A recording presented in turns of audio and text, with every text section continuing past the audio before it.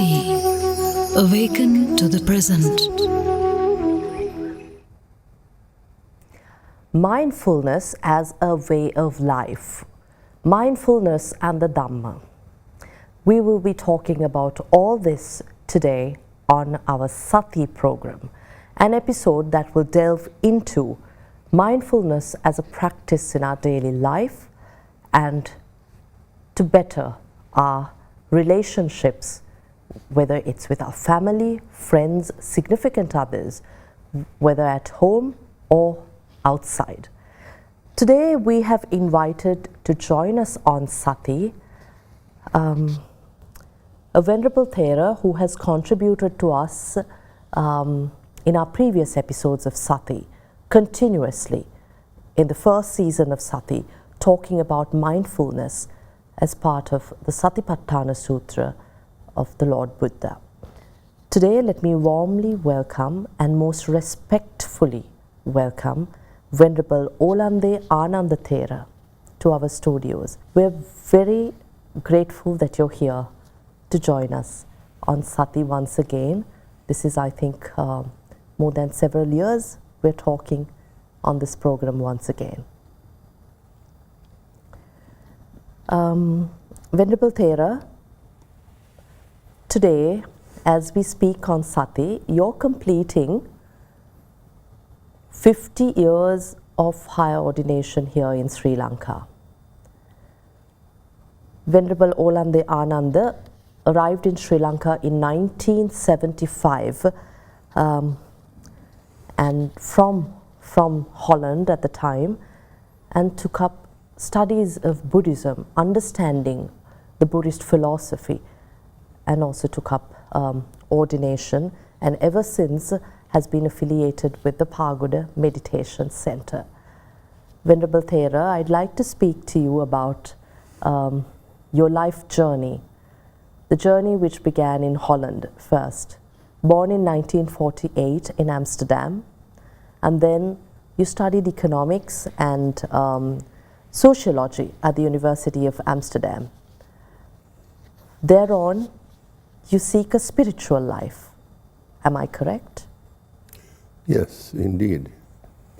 So my spiritual life started actually with the change of direction when I was, in a way, fed up with economics and sociology and was looking for another kind of direction which would give me more satisfaction and happiness.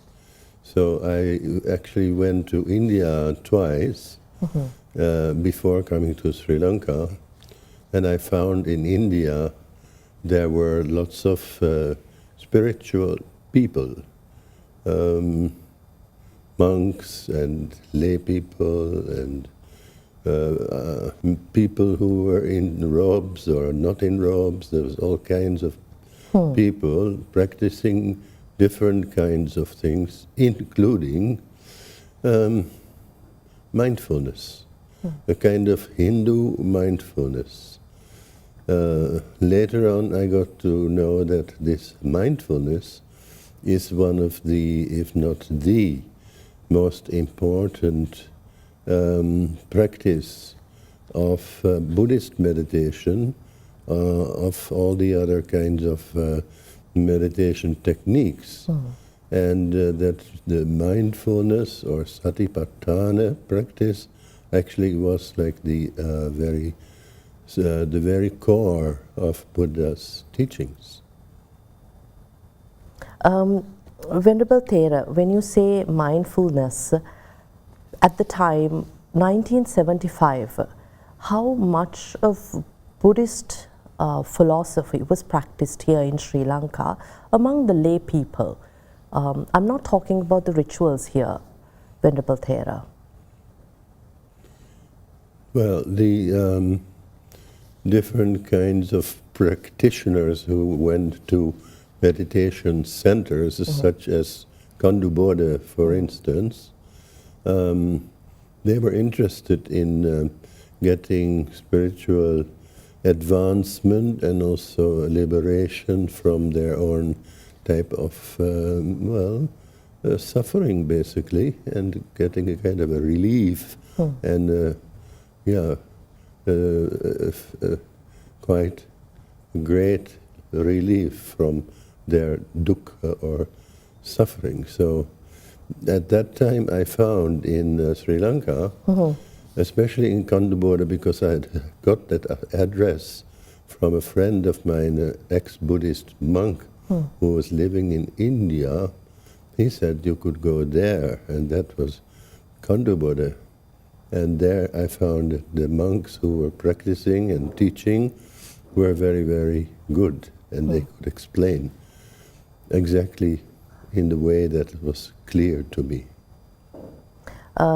You were a resident teacher from 1979 to 84 at the Rock Hill International Meditation Center, and you've been associated with the Pagoda Meditation Center since higher ordination, if I'm not mistaken. And Venerable Thera, this also means you have engaged with some of the greatest bhikkhus that Sri Lanka has produced since independence as well. If you may share with us your experience here in Sri Lanka. Well, I did meet some great teachers, and especially in the Kandubora Meditation Center, the place where I was actually looking for, and then found out that the chief monk, Sumatipala Hamdru, and also the second chief monk who could speak English very well, both of them were able to understand what was going on in your mind. They knew exactly what was going on in your mind and what you needed to know in order to help you to overcome certain difficulties. So that made me really wake up and awake to the possibilities of people who are practicing mindfulness, and then they pass it on to others. And that was the main thing that stimulated me to go on with it. And therefore, yes, that was the main thing that I was hoping to do in the future after that. 1975 to 2025 September, as I mentioned before, you're completing 50 years, half a century of ordination since following the Buddhist philosophy as a spiritual person, as a not through a lay life. May I ask you what pain or dukkha you faced and how you overcome, or how you overcame all that through Buddhist practice? Well, the places where I stayed, such as the Kandubora Meditation Center, where there were quite a few practitioners of the Satipatthana meditation, and mainly taught by the Venerable Sumatipala, and also the other monk who spoke English.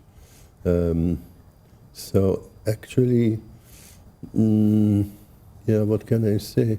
That place and that environment and those people, especially the monks who were teaching, they gave me such, how you say, an how do you call it? Kind of instruction, as well as a kind of, I don't know how to say it exactly, a good stimulus, you could say, of continuing with this same practice. I never knew that there was so much in the teachings and also the how do you say it, the teaching of the monks, and also the practice of the Satipatthana. Actually, at first I found it was rather dull. Yes, Dull, did you say? Dull. In the sense that there was not much of interesting intercourse between them and me, and also I was not able to practice the way that I wanted, and so. But later on, I found that just that dullness and the not verbal communication actually helped me a lot in bringing about a transformation of the mind and a kind of new perspective of my life, which was very interesting, and it went on, and so actually it became like a new dimension for me. You had an academic future at the time, an intellectual path that you had followed, Venerable Thera, and the material world also you decided to renounce. With that, this journey here in Sri Lanka, you have helped transform lives, inspire so many in the darkest of times. What in the Buddha's teachings or the Dhamma have you been greatly inspired by?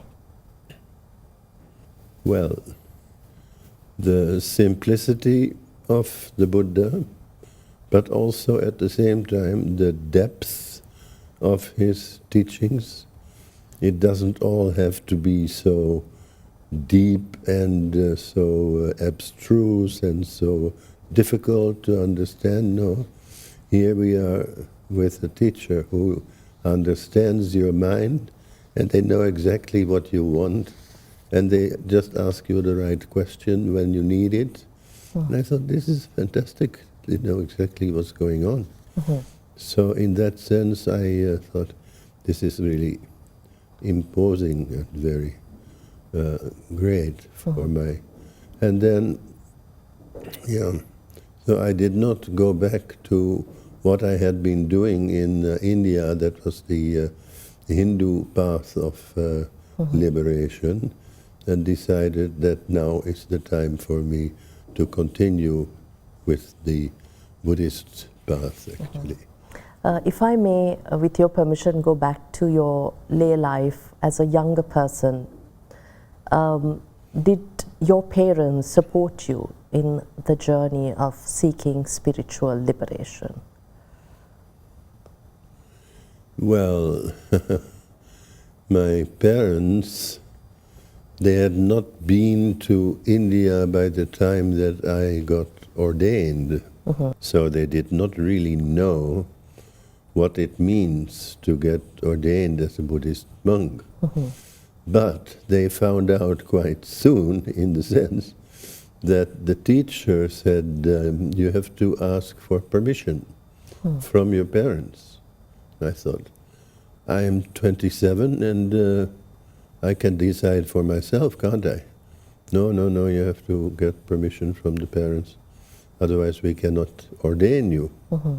So I did get the permission, asked them via letter, and then they gave this permission and said, well, we can always ask for permission or for more questions later on, can't we?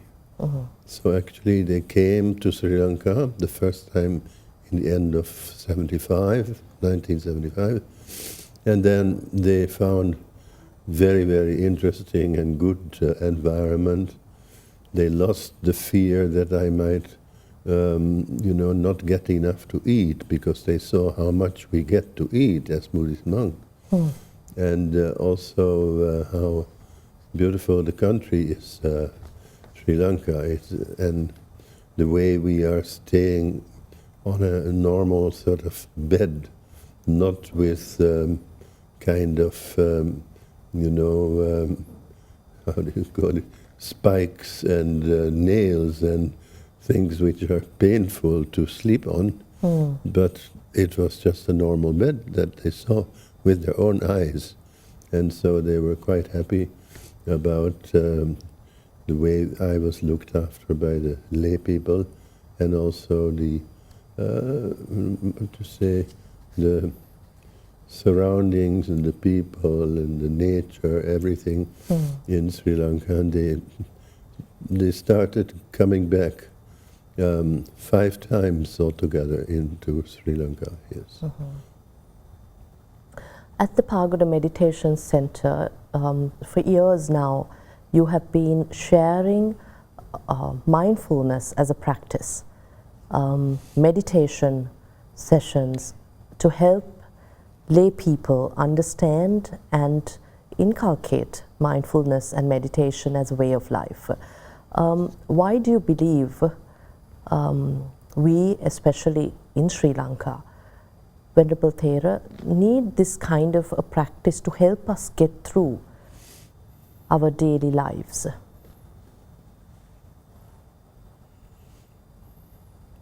Well,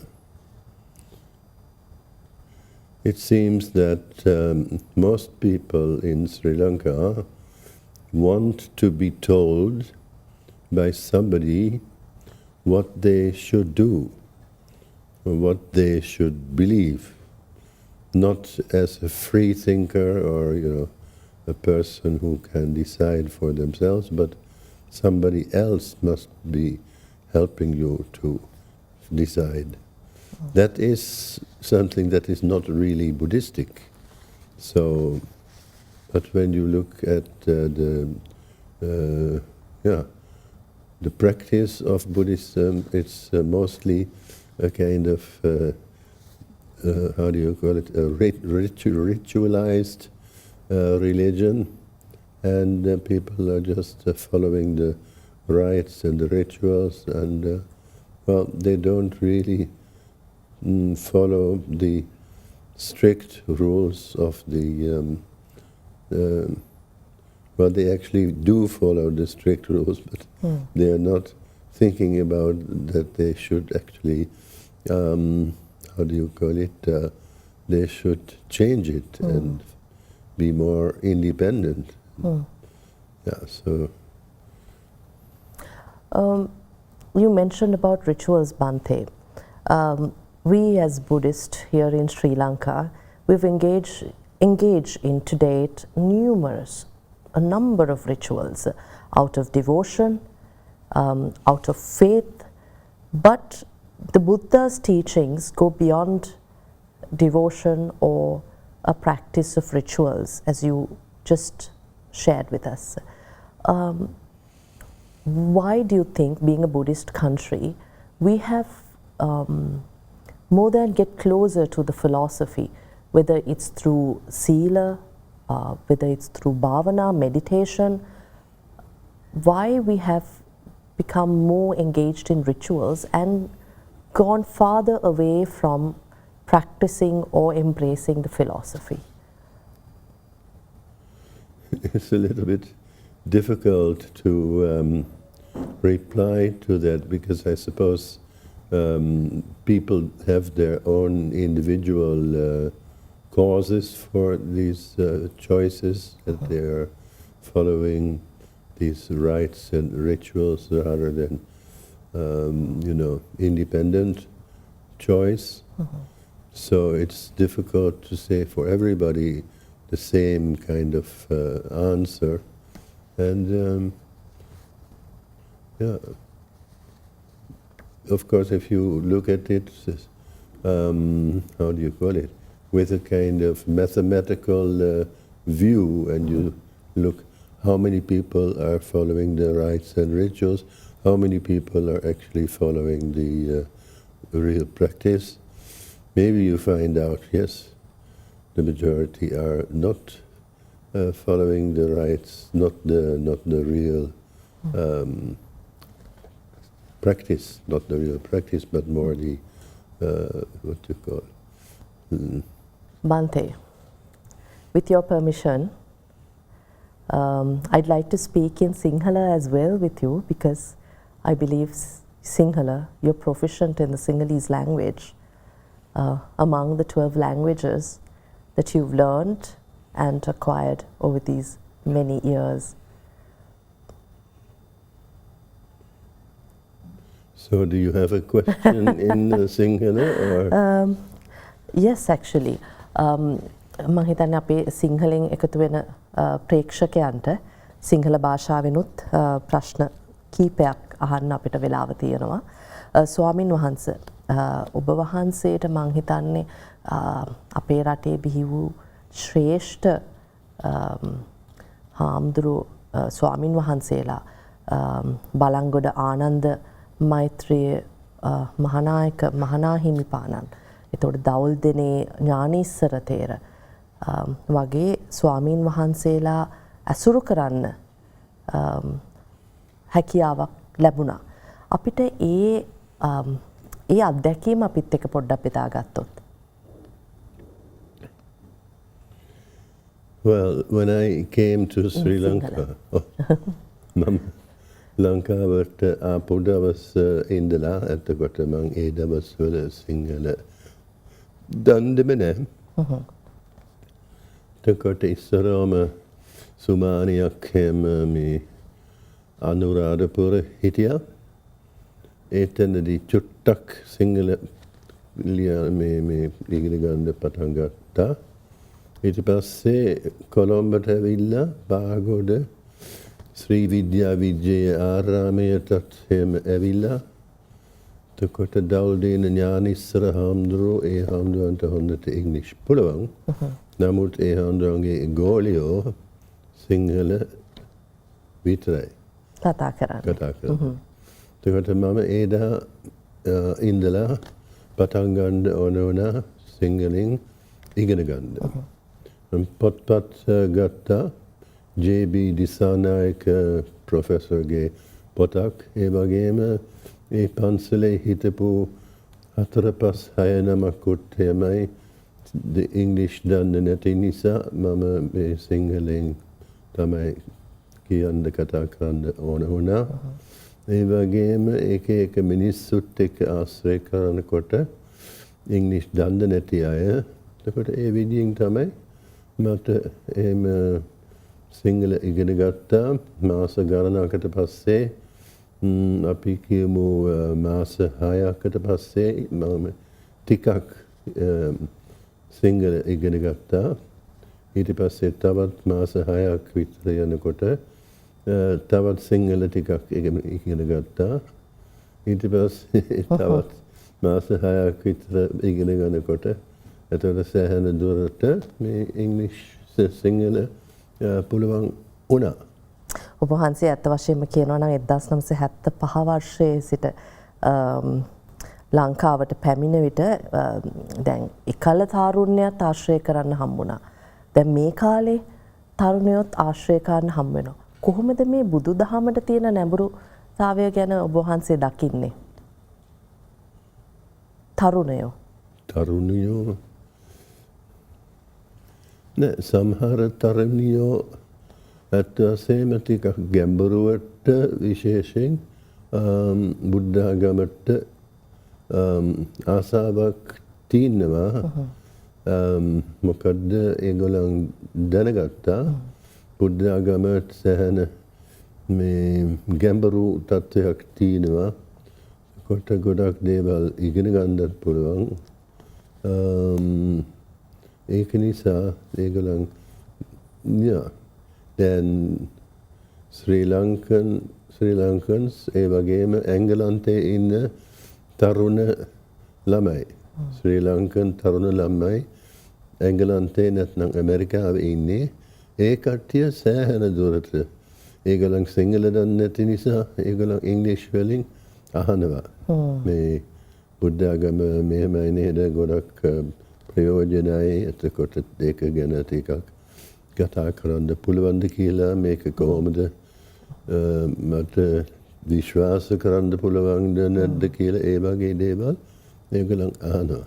ඔබ වහන්සේට මේ පැවිදි ජීවිතේ ලංකාවේ වැඩම කරන මේ කාලය ඇතුළත අවුරුදු 50ක් බුද්ධ දර්ශනය කියන්නේ කුමක්ද කියලා ලොකු වැටහීමක් තියෙනවා. අපිත් එක්ක පොඩ්ඩක් ඔබ වහන්සේට දැනෙන විදියට මේ බුද්ධ දර්ශනය බුදු දහම කොහොමද දැනෙන්නේ කියලා අපිත් එක්ක පොඩ්ඩක් බෙදාගත්තොත්. බෙදාගත්තොත්. තකොට හැබැයි බුද්ධාගම එකක් බුද්ධ දහම තව එකක් මං හිතනවා. දැන් බුද්ධාගම ගැන මොකද ඉගෙන ගන්නට ඕනකමක් තියෙනවා නම් එතකොට මිනිස්සු සෑහෙන ගැඹුරුවට දැනගන්න ඕන වෙනවා. නමුත් බුද්ධාගම නිකන් ඒක කොහොමද කියලා නිකන් ඇහුනොත් එතකොට ඒකේ ටික වෙලාවට විතරයි ගැඹුරු නැති ප්‍රශ්න අහලා එතකොට ඒගොල්ලන්ට එච්චරම වුමනාවකුත් නෑ මං හිතනවා.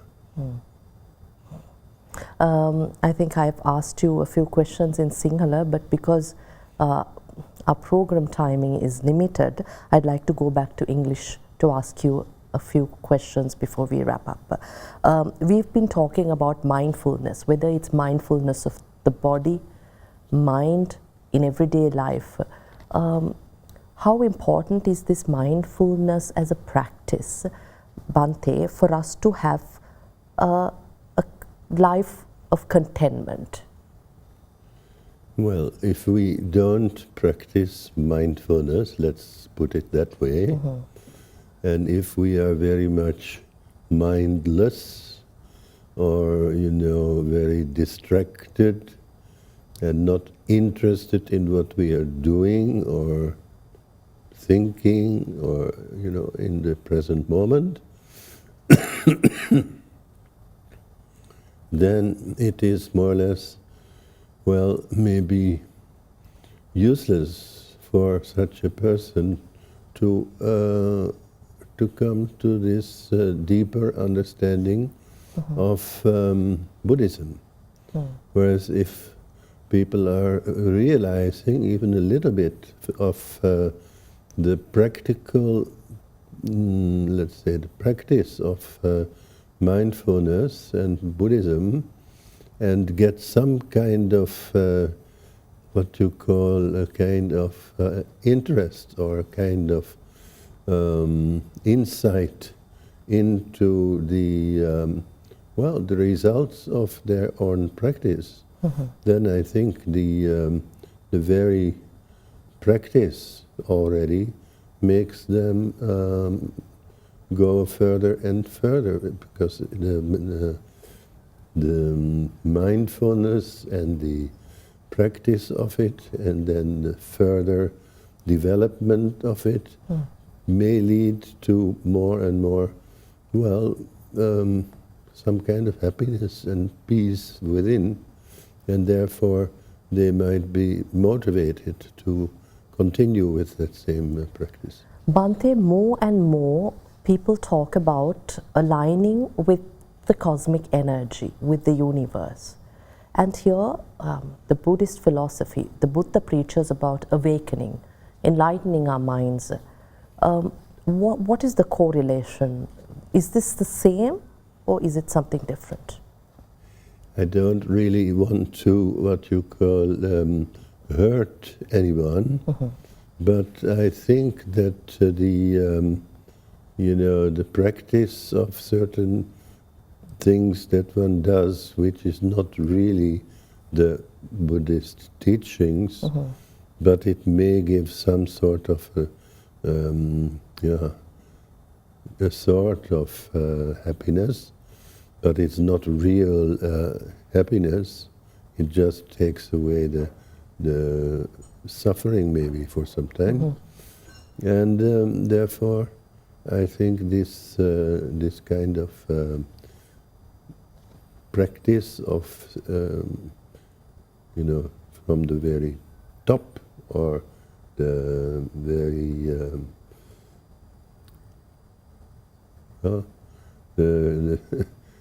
not very deep and very shallow. Indeed, the very not so interesting part of it can be just for a person to always remain on the shallow and not really go any further. But it does need some kind of what you call a kind of, practice, which leads to further practice and then to get some kind of idea what it really is. Yeah. Before we wrap up, can you share with us a basic practice that our lay audiences can follow?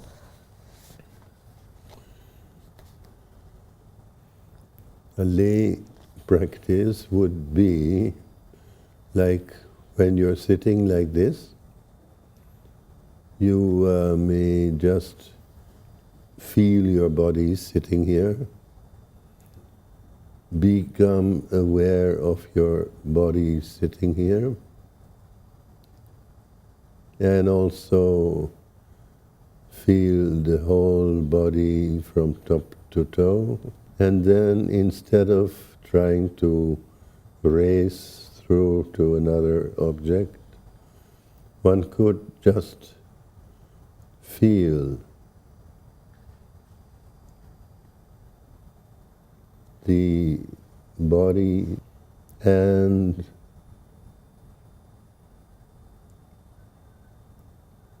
the mind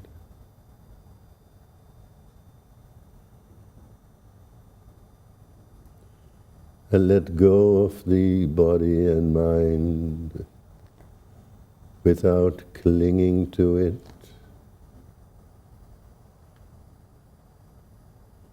And without feeling the need to stay with it.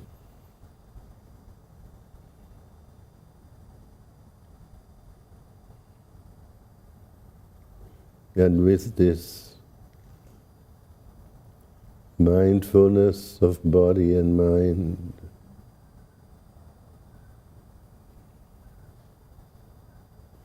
and the what is called the feeling of the mind and body and the whole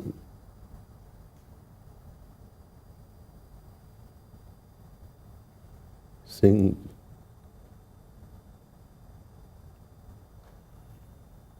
and then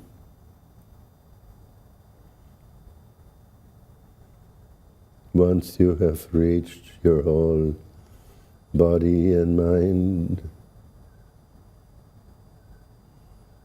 you can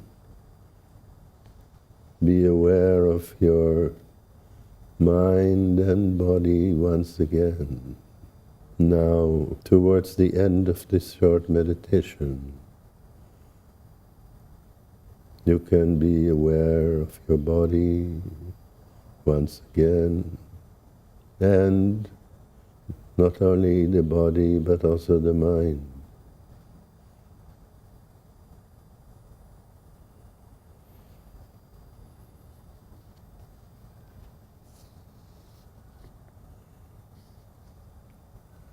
And while relaxing body and mind, you can slowly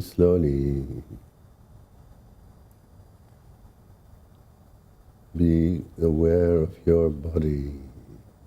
I think that brings us to an end of the short meditation you shared with us. We are indeed grateful, Bhante Ananda, for being here with us in our studios, for joining us and for sharing your thoughts.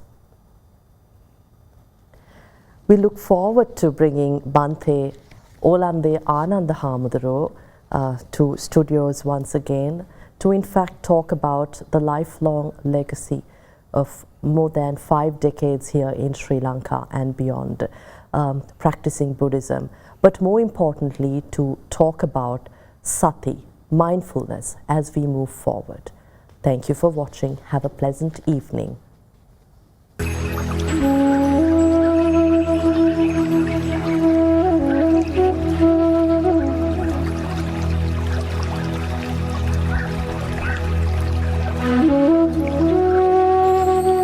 Sati, awaken to the present.